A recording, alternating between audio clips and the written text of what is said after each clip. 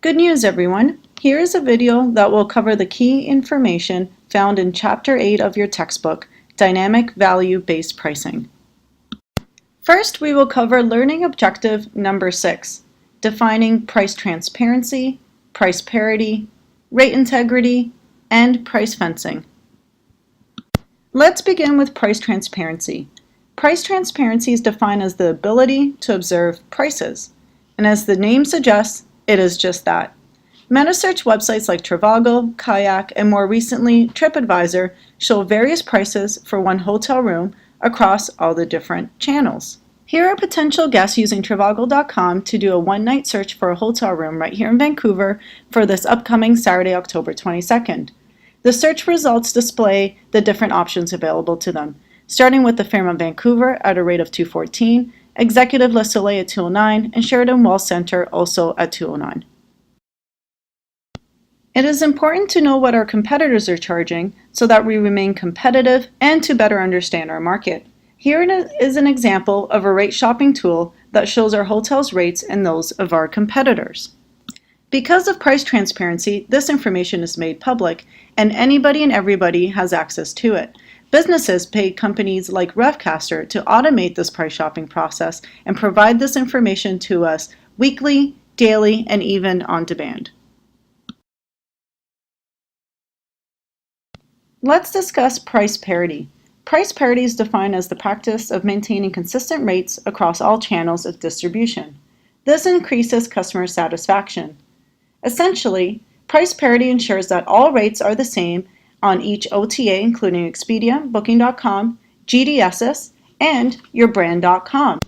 Here is a price shop for the Fairmont Hotel Vancouver on both Expedia.com on the left-hand side showing a rate of $227 and Fairmont.com on the right-hand side showing a rate of $226. They're both offering the same advanced purchase 35% off rate plan. There is a well-believed myth that OTAs offer the best available rate, meaning they offer the cheapest rate. Because of rate parity agreements with the businesses, including hotels and airlines, this is in fact not true. Even though we have price parity agreements with our third-party partners, there are quote-unquote loopholes. Brands are offering member-only rates. In class, we spoke about Hilton.com's Stop Clicking Around campaign, whereby Hilton Honors members receive an additional 5% discount off the best available rate. Remember, because of price parity, the best available rate is available across all distribution channels. Here is a Marriott example. It pays to book on Marriott.com, where the brand offers price matching plus an additional 25% off if the consumer finds a better rate elsewhere. Because being a loyalty member of the brand acts as a fence, and we will get to price fences shortly, this rate does not break any price parity agreements. However, these types of rates should not be made public and should require a member to sign in to view the special offer. This causes us to get into a situation where we are no longer in rate parity and causes our OTA intermediaries to not be very happy.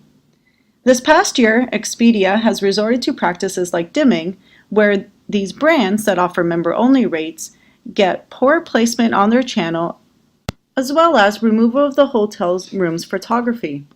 This past month, Expedia announced that it has since stopped with these types of practices as a result of confusing the consumer. However, it is important to note that placement of your property on Expedia is negatively impacted so long as our member rates are made public. Let's talk a little bit about rate integrity.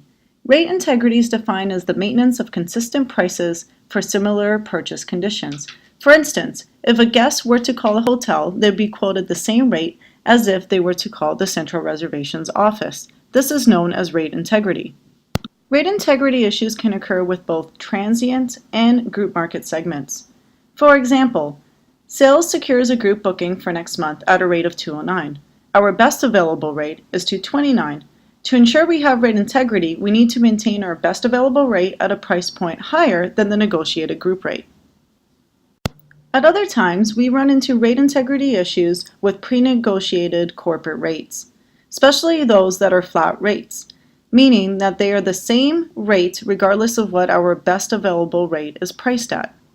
For example, let's say we have a corporate guest with Stantec and they have a pre-negotiated rate of $139. During the slow season, the hotel decides to drop its best available rate to $119. This causes the guest to believe that their rate is not as good and buys into the best available rate. This causes cannibalization of the corporate segment.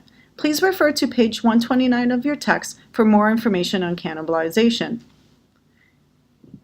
I recommend not eating a big meal before reading this one. Lastly, let's cover price fences.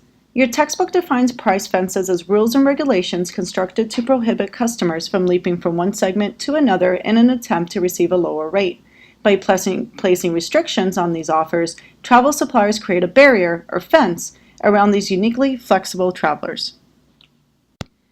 There are a variety of rate fences that exist. These include physical, product line, consumer, transaction, and controlled availability price fences. These are also tools that revenue managers use to increase revenue. Each price fence sets the condition consumers must meet to qualify for that rate. Let's discuss physical and product line price fences.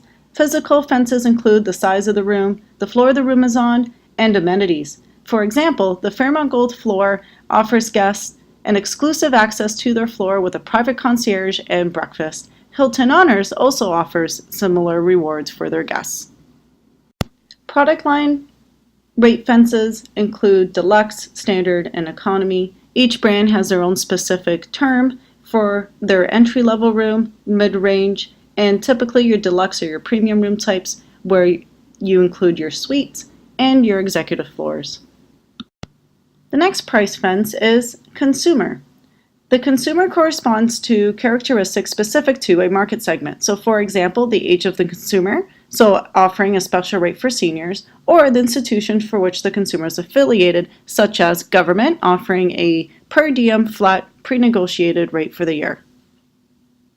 Lastly, we have transaction and controlled availability price fences.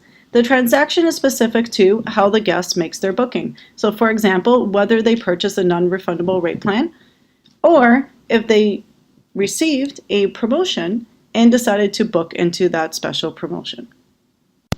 Controlled availability refers to offers that are coupon-based, direct mailed, based on geo-targeting, the place of purchase, or sometimes you may get people walking in through the front door trying to negotiate a discounted price. These would be referred to as controlled availability. Thank you very much for going through this lesson with me. Now you should be able to define price transparency, price parity, rate integrity, and price fencing. Another learning objective to cross off our list.